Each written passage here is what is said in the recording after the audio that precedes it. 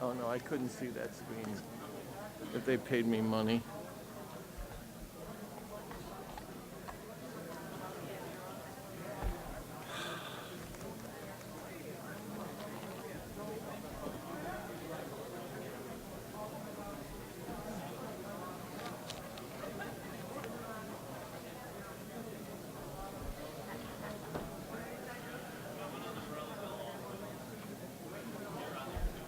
I can get started, I guess. This will be just a little bit more detail on what the governor laid out, I think, in in his presentation. And so I will try to go over some of this stuff. I will go over pretty quickly, especially the economics at the front. But we'll try to get into some of the detail in the budget so that you have a little bit more of the substance of what's in the budget. And then I guess we'll leave some time for questions. We want to look at an economic overview. We also want to look at a financial plan summary and then the reforms that are in this budget. The economic overview, I think it's always important for folks to remember that how the economy is performing affects how the budget is going to come out, and also what we can project for the future.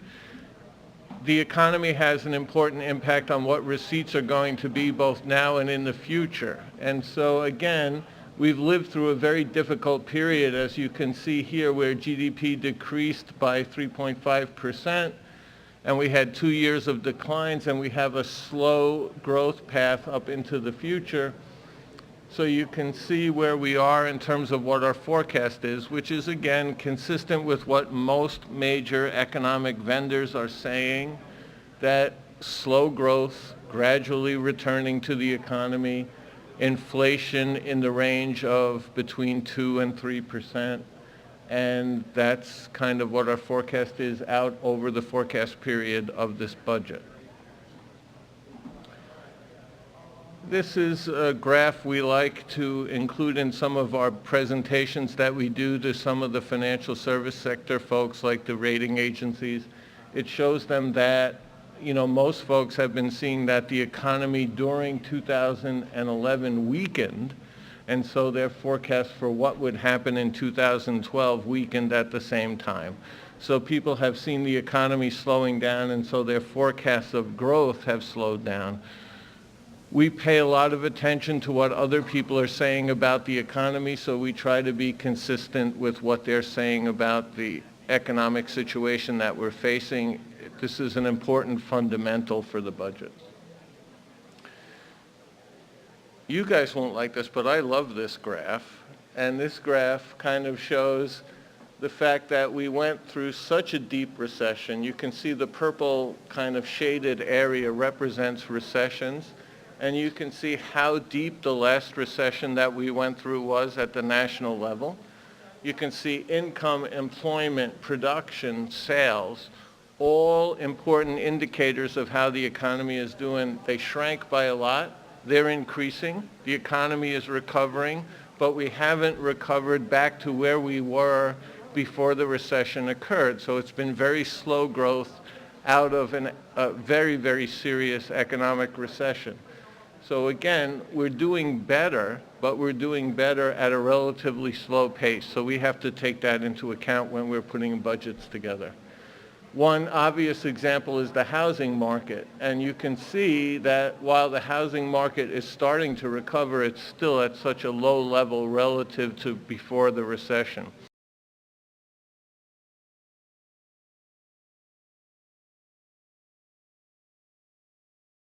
Another indicator of a very slow recovery from a very deep economic downturn.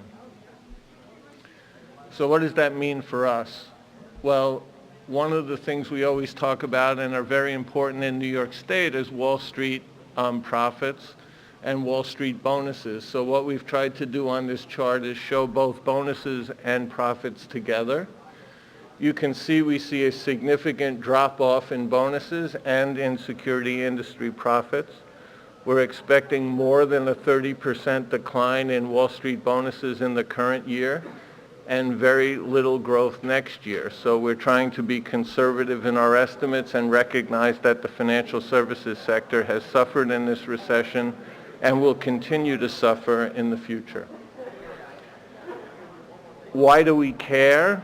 Well, we care because the financial services sector is such an important part of our economic situation. You can see the top line is the share of wages that financial services represent to the total wage bill in the state, and you can see in some periods it gets close to 25%. And the red line is how much employment the securities industry represents to the total. So you can see that less, a 5% part of the economy, an 8% part of the economy is generating somewhere between 20 and 25% of wages, and it fluctuates, the wage piece fluctuates depending on where the economy is. And so, again, we've had a significant downturn in the wage share from the financial services industry. That's an important component in setting the parameters around how we do budget making. But the story is not all negative, and while this may look like a complicated graph, I think it's actually pretty simple. What the black line shows is job destruction. So what we try to do at the budget division is look at every firm in the state, and we look at those firms that are shedding jobs versus those firms that are actually increasing jobs. And you can see what happens is that firms are always adding jobs, but some firms are shedding jobs at a faster rate in a recession. So you can see now that we're adding jobs at a much faster rate than we're shedding jobs, and so there's net gains in the economy. So the employment situation in New York has actually improved quite a bit. So this is a positive, which can be contrasted against the negative of the financial services bonuses. So the baseline economy is doing pretty well, but the financial services sector is still pretty weak. And that shows up in things like office vacancy rates. And these are the kinds of things we look at because it affects not only what our economic predictions will be, but we have a real estate transfer tax in New York State. And so we look at these kinds of indicators. So you can see that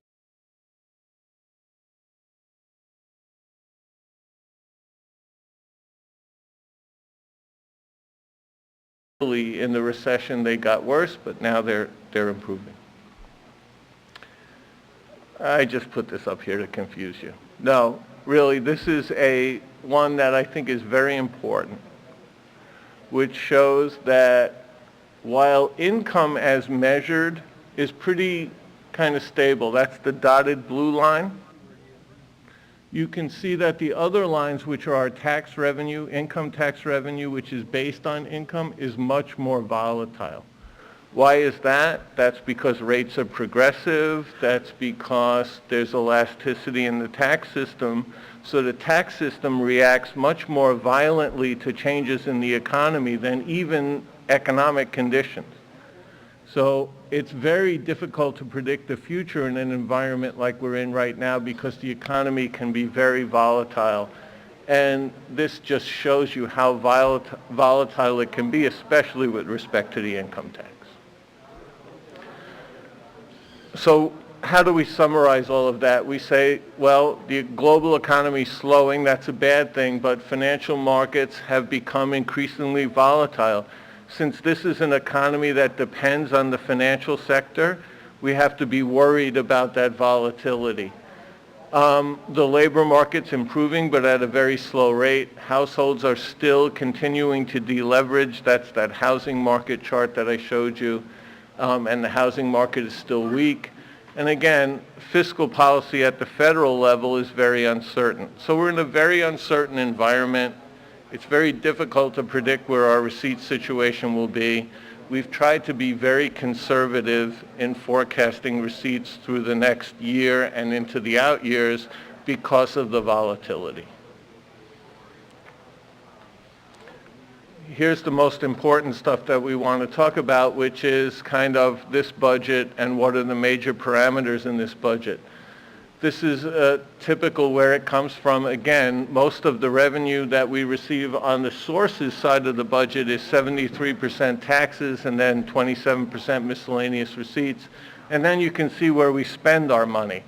And again, for many of you, this is not a surprise. Medicaid and school aid represent virtually half of our budget. And again, that's something that, for folks that have been around a while is not a surprise. Agency operations, about 22%, but that's including fringe benefits, healthcare costs, all of the costs associated with running a state agency. Local assistance, that's not Medicaid and school aid, is about 24% of the budget, and debt service, which is our payment of interest and principal on our borrowing, is about 7% of the budget. This is the same picture on an all funds basis. The only difference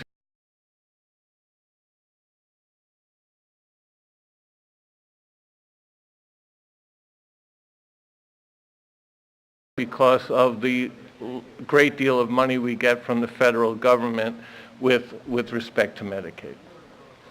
But what's in this budget? This is what the governor just talked about, and these are the most important facts. This sheet kind of summarizes everything that's in the budget. We had a $3.5 billion deficit. The tax reform actions that we passed in December provided $1.5 billion in resources to go against that $3.5 billion budget, leaving $2 billion that needed to be closed in this executive budget. The gap closing plan exists entirely of spending restraint to close the remaining $2 billion budget. State operating funds spending growth is held to 1.9%. The governor is determined to keep spending growth, total spending growth. That's the best measure of state spending growth, below 2%. Local assistance grows by 2.6%. Agency operations actually declined by slightly, by about 0.4%, essentially flat. School aid and Medicaid grow by 4%, which was the agreement we made in last year's budget, which is why the governor was able to say 80% of this budget was solved. You saw that pie chart we showed, which was 50% of the budget, plus we had an agreement on SUNY and CUNY. When you put those pieces together, a significant part of this budget is already, in essence, done. The important point to take away from this graph as well, or from these points, is that our out-year gap is $715 million. I love saying 715 million because it doesn't begin with a B, it begins with an M. This is really an important point, that our out-year gap is relatively manageable and significantly below what we've been experiencing in the past few years. As the chart says, 1.2% of general fund receipts as opposed to 18% of general fund receipts last year. This is what our gaps looked like before we did the budget actions in this budget. So you can see we had a $3.5 billion gap. It grew to 3.6, to 5, to 4.2. But this budget substantially eliminated those problems. How did it do it? We reduced local assistance spending from 3.9% to 2.6%. But we kept school aid at 4% and Medicaid at 4%, which was our commitment. Social services spending goes from 7.3% to 2.1%. Mental hygiene from 7.7 to 0. And higher education goes down from 3.3 to 2. State operations spending, what did we do? We kept agency spending flat. That required very difficult decisions about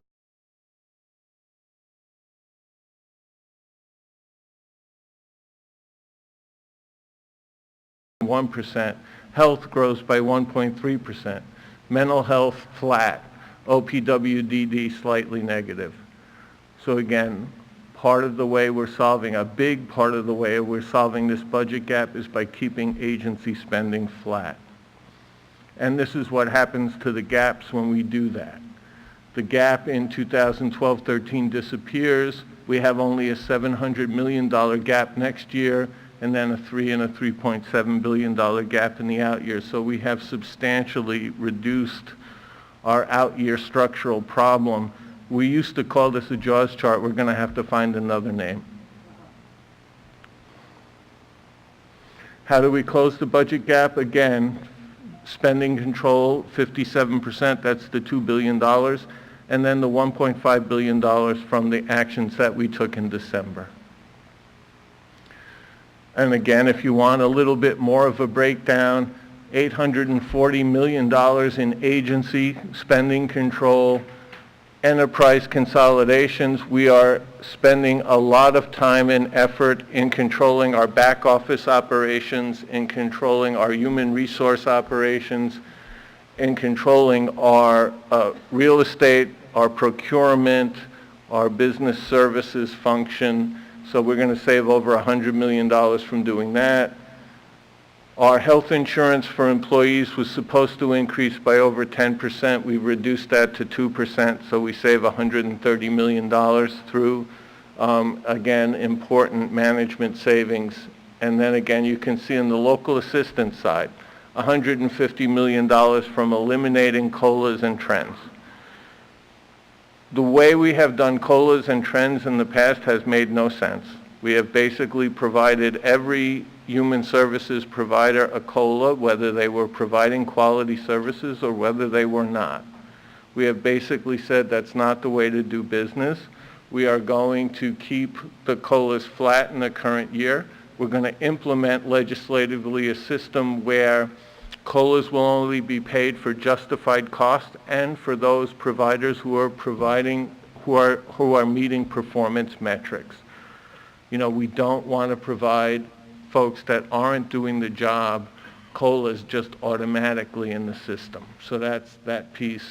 Again, some of these other pieces get you to the total of $2 billion in spending reductions.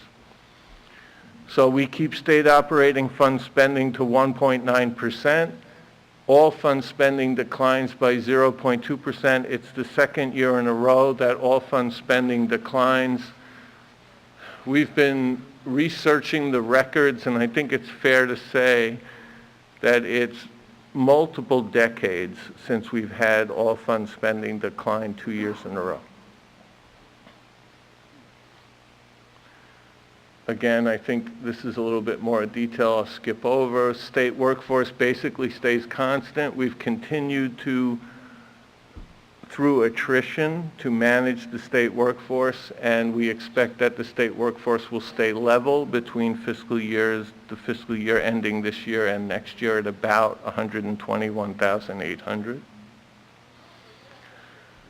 Again, now we get to some of the reforms that were in the governor's budget that he talked about. The New York Works Fund, which again is $15 billion in incremental investment to the state. Again, the governor talked about this in his presentation, so I'll go very quickly. $1.3 billion in state resources, $700 million, which is accelerating capital spending that we would have done years down the road, but we're bringing those important projects up now so that we can have a major impact on economic development.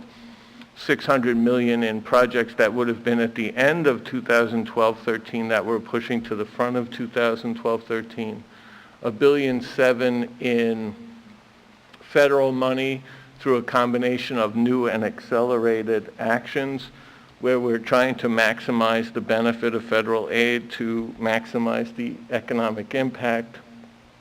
And then through the authorities, the Tappan Zee Bridge, and then accelerating Port Authority and NYSERDA projects. And then all of the things on top will leverage private investment at about $3 billion. Here's the chart. I could have started and ended with this chart. Here's the real story here. Fundamental change has changed the way the budget process is working in New York State. If we had done nothing last year and let spending grow the way it would have grown, we would have been at the dotted line on the top. The red line at the bottom is where we are today.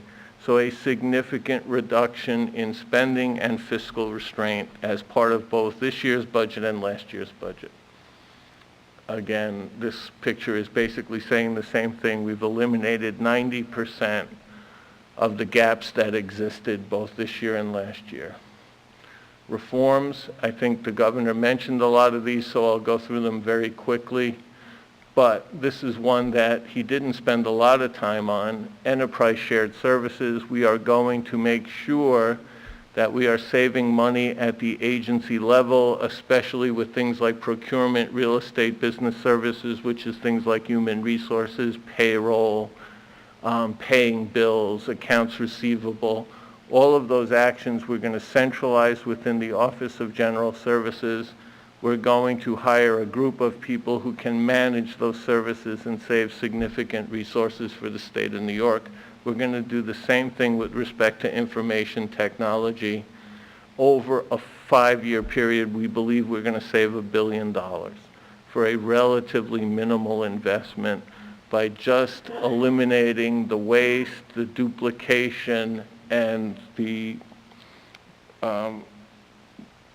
just the total archaic nature of the way the state of New York does business. Mergers and consolidations. In this budget, we're proposing merging the Division of Lottery and Racing and Wagering into a gaming commission. We think that we still manage lottery and gaming, racing and wagering as if it was the 1960s, and that's no longer the case, and we need to have a merged gaming.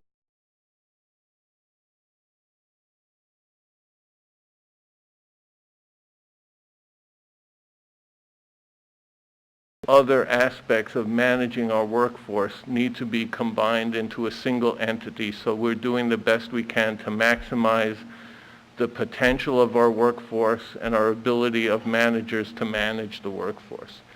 Tax and finance will assume the debt collection functions of HESC, which is the higher education.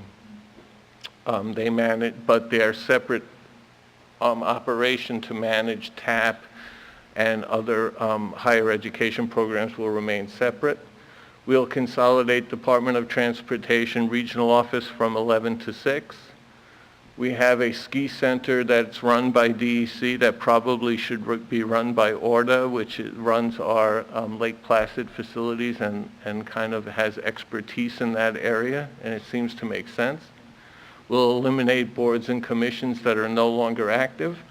And we have language in the budget which allows us to go beyond these transactions to do other mergers of the state operation level where we see back office functions or other functions that should be combined. We have flexible language that will allow us to do that. This is important. Right now, we have a contract system where we have some agencies that are 100% late in renewing contracts and in establishing new contracts with providers.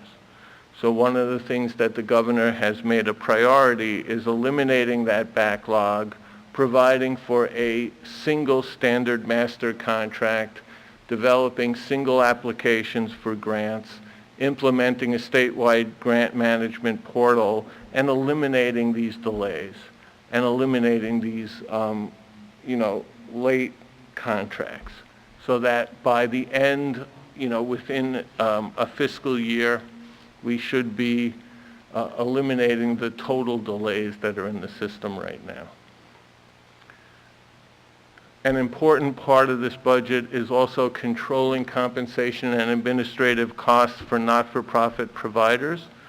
Right now we have a very disparate mechanism that across all agencies, different providers at different rates of administrative, for administrative services. So what we're saying is we're going to have one standard that applies to all agencies.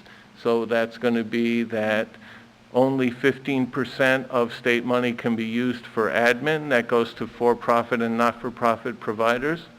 And of that, 199,000 can only be used for executive compensation, again, from state resources. Local Medicaid relief, the governor talked about this. I won't spend a lot of time on it. We eliminate growth, the 3% growth that locals have to pick up. We're going to eliminate over a 3-year period. And we're going to reduce the amount of costs for both the counties and the city of New York. And by the 2015-16 fiscal year, we will save counties and the city of New York $370 million. Pension reform, again, the governor talked about this. There's 3 points to remember in pension reform: that we're going to a system that is based on people's ability to pay. So we have a tiered system. So we're going to move people up from a 3% contribution, but we're going to recognize how much those people earn. So someone who earns from 0 to 35,000, say, we're going to say they go from 3% to 4. From 35 to 65,000, they go from 3% to 5, and then above 65,000, they go to 6. That's illustrative, and it depends on the system that they're in. So again, a kind of fair, progressive contribution rate. The second most important thing is that we have a risk-reward system. So we're saying that if we want to stay with a defined contribution, a defined benefit plan, that to be in a defined benefit plan, there should be some risk sharing. So we're saying above a certain threshold, that if the employer contribution goes up, that the worker contribution should also go up. But at the same time, if the employer contribution goes down below a certain threshold, that the employer contribution will go down, but also the employee contribution will go down. So it's a risk-reward system. And then finally, we would have a system where we would have an optional defined contribution plan, which would work like the TIA-CREF plan. Again, the governor talked about this.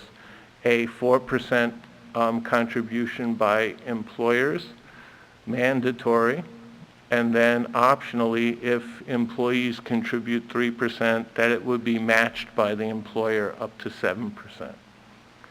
So again, that would be an optional plan, and that would vest after a year. The governor talked about that in his presentation.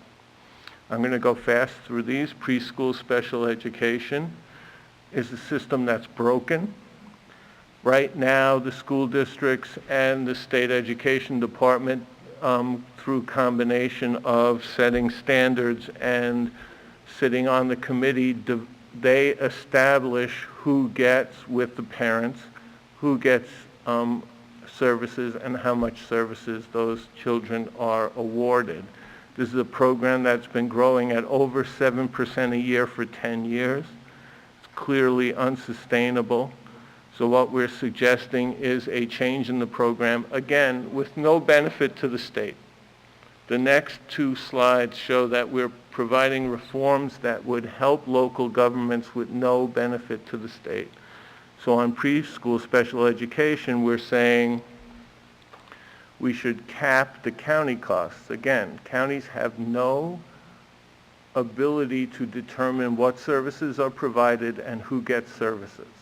Yet they're required to pay with the state for those services. So we're saying those county services should be capped, and that as growth occurs in this program, that the growth in the program be shared 1/3 by the county, 1/3 by the state, and 1/3 by school districts who are making the decisions. Again, we're also proposing other reforms which would say that evaluators cannot also be providers of this service, and we're saying there needs to be arm's length transactions between the providers and between the people who are actually providing the service. On early intervention, we're saying, again, that providers and evaluators should not be the same people. We're saying that the insurance industry, which currently only picks up 3% of the cost, should pick up a bigger share of the cost. Currently, 40% of the parents in the EI program have insurance, and yet only 3% of the revenue of the program is coming from insurance companies. And so again, we're saying that it should be a fairer system, and the insurance company should be held a little bit more accountable for their share of payments. And again, we're saying that we could centralize fiscal oversight and pick up the costs that the county governments have in actually administering this program. So we're trying to reduce the cost to the counties, and again, instead of taking those as savings at the state level, we're going to invest those savings at the local level and reduce the reimbursement lags that we currently have with counties. So again, with both pre-K special ed and with EI, the intention is to reinvest any savings that we get with the local governments. Again, school aid is something the governor talked about. There's an $805 million increase. And the governor talked a little bit about, the relationship to the teacher evaluation system, so I don't need to go over that. $290 million for the general support formulas, $265 million for reimbursable costs, and then $250 million set aside for performance grants. That's the 4% commitment that was made last year. Again, most of that $290 million that's allocated will go to high needs districts. They represent 56% of the enrollment. They got 69% of total school aid in 2012-13, and they will get 76% of the expense-based aid plus the formula-based aid under the governor's proposal. And I think that's pretty much all I have to say. Bob, on that last slide, can you talk a little bit about the rationality behind giving the high needs districts that you define as high needs 69% of the total and 76% of the increase? And it might sound obvious that Fort gives the most money, but there are a couple of different ways to define it. Some people say, well, the blue collar districts may not have many kids on welfare. On the other hand, they have a hard time because they have a low tax base keeping up with the richer districts around them. So if you could talk a little bit about that. Right. Again, I think with that $290 million, which, let me go back to the pie chart if I can. Again, that's 290 out of the 805. Again, I think we look at multiple factors when we look at that allocation of the high needs district, and so it's not just one simple factor about wealth. And again, it was focused on the lowest 3 deciles. Again, I don't want to get too technical, but the lowest 30% of districts is where we kind of focused that money, which includes largely rural districts in upstate New York, which again don't have very high wealth. They don't have a lot of property tax wealth. And so again, we were trying to focus that 290 towards those poor rural districts and also towards high needs urban districts.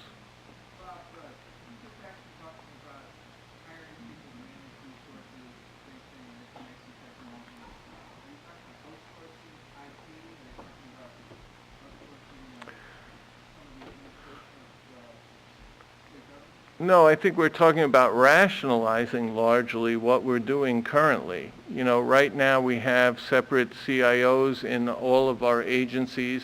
The technology spending is not coordinated across agencies. We need a statewide CIO. We need all of the chief information officers in the individual agencies to report to that CIO. And we think that we can, by coordinating both our purchases and our activities, save significant money. Let me give you one example. This is the one that bugs me the most. We have 4,000 separate Windows licenses in New York State. Why?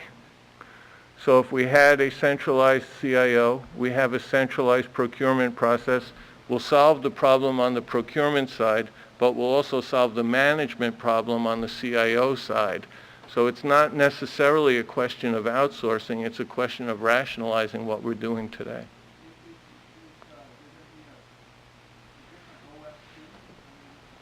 Yes, there's going to be a reimagined OFT with a different name, of which I always forget. Office of Information Technology Services. So we're redoing OFT. But I don't even think, Jim, that's the right way to describe it.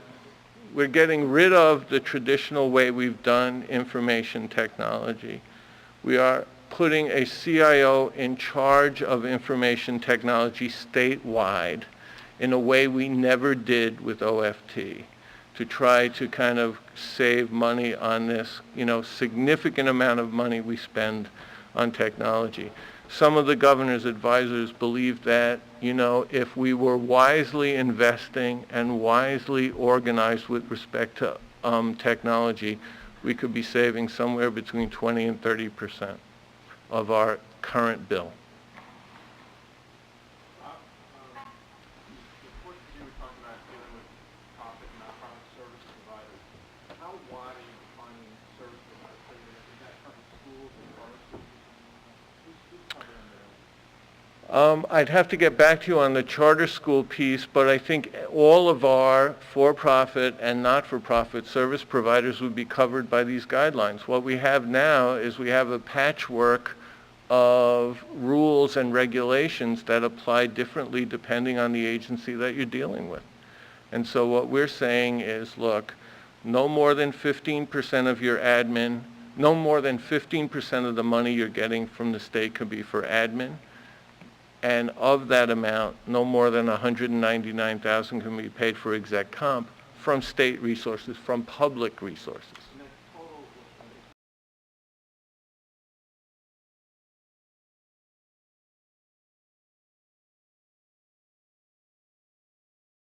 Amount that the CEO could receive. I'm sorry, but what's the rationale? Why does the state do it in this case?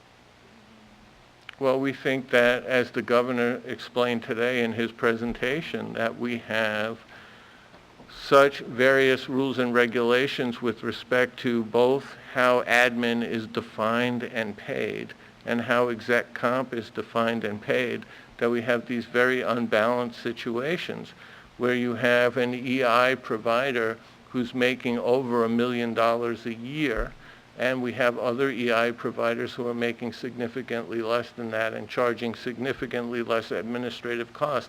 We believe that has an impact on the service that's provided. We want to make sure that state dollars are going towards service provision and not towards compensating chief executives of these not-for-profit and for-profit agencies.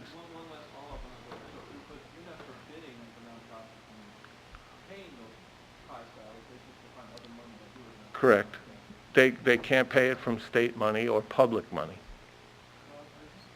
I remember when the MRT was doing one of the final reports, you came into the meeting Uh-oh. and said you don't have to, our receipts look better than we thought, and you really don't have to get, and you don't have to cut anything.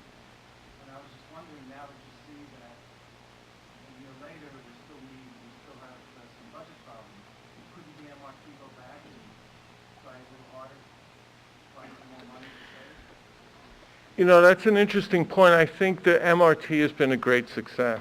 And I think all folks, while we did come back, I think legitimately and say that we thought that costs would rise a little bit less than what we thought based on our estimates at the time, I think there were a lot of folks who thought people couldn't live within the 4% even after we made that change. And in fact, we've been living within the 4% and comfortably within the 4%. So we think we made the right adjustment. The process has been working pretty well. We're going to come in at the cap this year or below it. So we think the MRT process has been a success. Why stop? If you find more savings, why stop? Well, I think we will, and I think if you look at the proposals in the budget, we are proposing additional savings measures. What we're saying is reinvest it under the cap. So we are looking for other savings opportunities, you're right. Bob, there's a couple of different numbers in the budget books on pensions, what the savings would be over 30 years. Yeah. It says 89 billion, I believe, over 30 years, and then there's another part that says something more along the lines of 100 billion. Explain that discrepancy. Well, I don't know that there's a discrepancy. Here's how I would explain it. It gets a little confusing. I would say, here's how we've been talking about it. $83 billion in savings over 30 years for the state and localities outside of New York City. Gets a little confusing. 83 billion.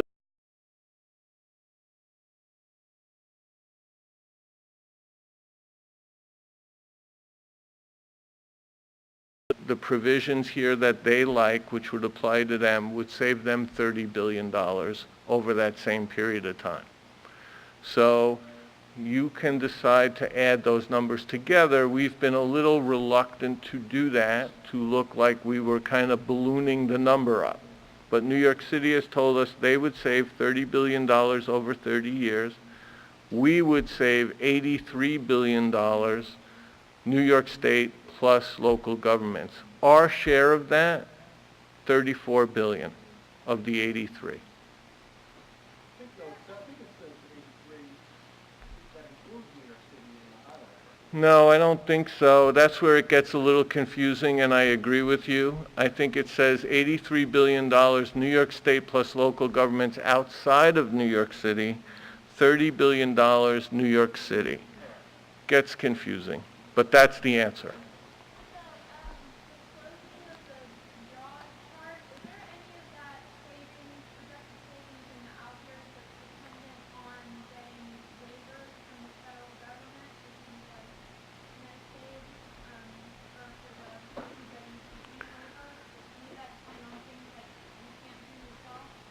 That's a great question. I think no, the answer is not really. I think there's some savings associated in the out years with the administrative pickup of the local costs of Medicaid, which we're administering the Medicaid program.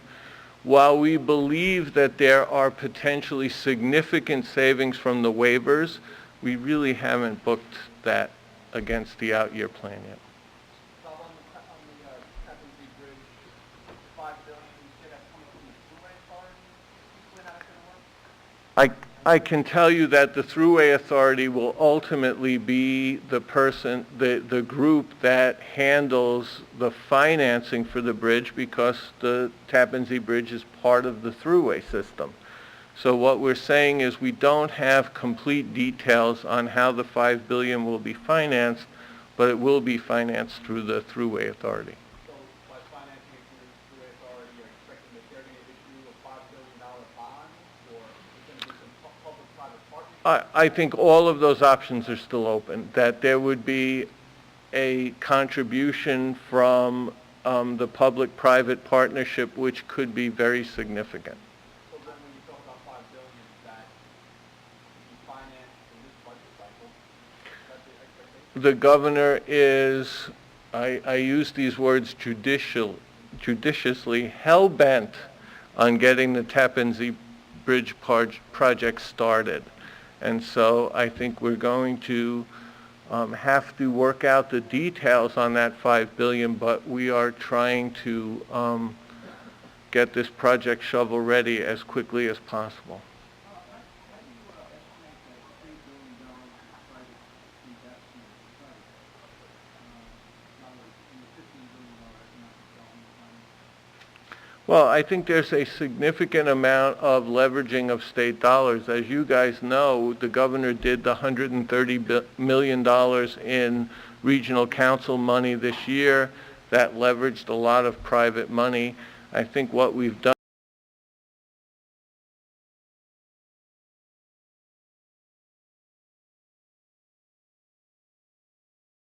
private companies and developers on projects that they have told us that if we put in a small portion of the money, that they would leverage that money with private investment.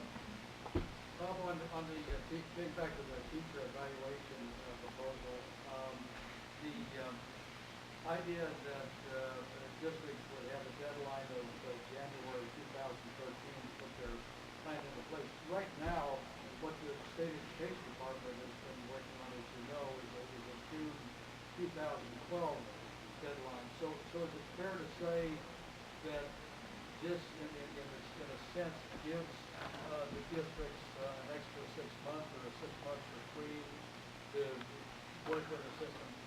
Well, I think what's really going on here is the governor is trying to get an evaluation system in place that makes sense.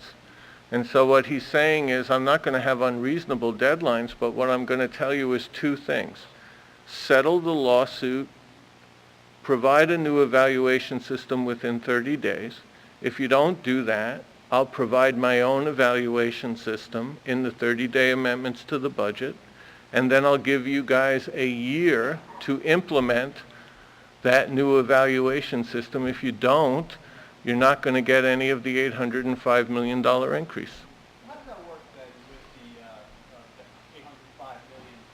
At the final deadline is next January, is the state going to hold back that money and then they have to? No, I don't think we have to. I think if you guys know this, we make school aid payments throughout the course of the year. I think, remember, we pay $20 billion in school aid payments throughout the course of the year. By the time we get to March, May, and June of next year, where we make significant payments to those districts, we would be able to hold back. We think there's enough money in that period of time to hold back the equivalent of what their increase would have been. So we will provide the increases over the course of the year. If they don't implement a teacher evaluation system by the deadline the governor has set, starting next March, we'll start holding back some of that money in the payments we would make in March and April and May and June of next year. Also, it wouldn't be necessarily in this budget, it might be. It might be in the next budget year. But I think we can do most of it in March. We make a very, very large school aid payment to localities in March. We think we can probably effectuate the full change in March. Well, that's the thing I want to ask about the AIM aid. It says that the AIM aid is staying flat, but then the budget's falling. Yes. But in the presentation, it talked about it being increased. I thought it was going up. I didn't think so. If it did, it's a mistake. No, It's I thought you and the governor were saying that's going up to 2.6%, something like that, local aid. local assistance aid is 2.6%. Not Not aid. aid.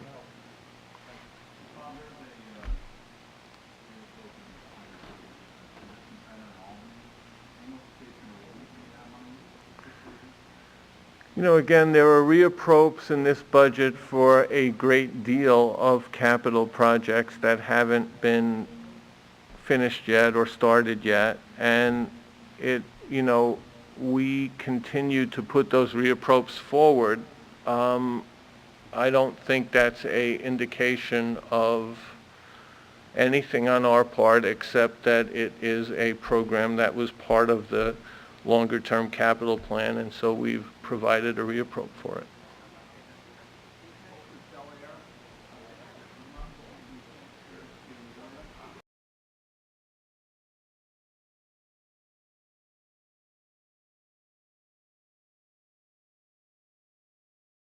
Implications towards the sale of Bel Air, and I think we felt that it was an important state resource, that we had an organization that knows how to run a ski facility.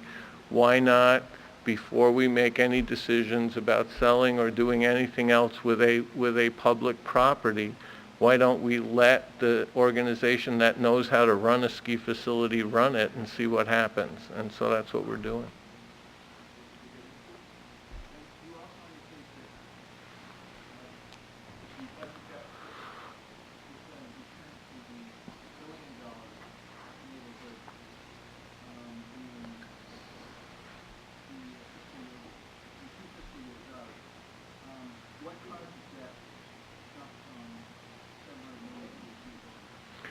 Well, I think there's a lot of different factors, and look, I'm confident that our budget gap is significantly lower in the 13-14 fiscal year. Once we start talking 24 and 36 months out, I'm much less confident talking to you about it, but I think there's a lot of factors at work There's some mental hygiene issues that occur in those out years. There's some spending changes that occur in those out years. One of the big factors is an assumption about what happens with federal tax cuts, the Bush tax cuts. For example, if the Bush tax cuts come back into effect or don't come back into effect has an impact on when people will realize capital gains.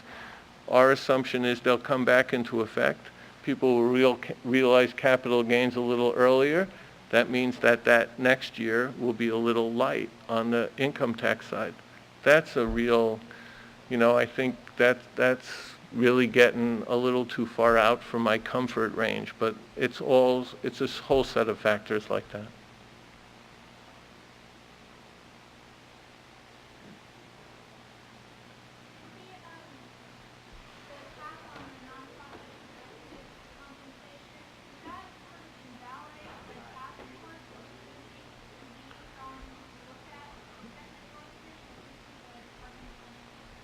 No, I think it's largely been informed by the work of that task force, and so this is step one in that process, and as the task force gives us further recommendations, I would expect that these proposals will be fine-tuned.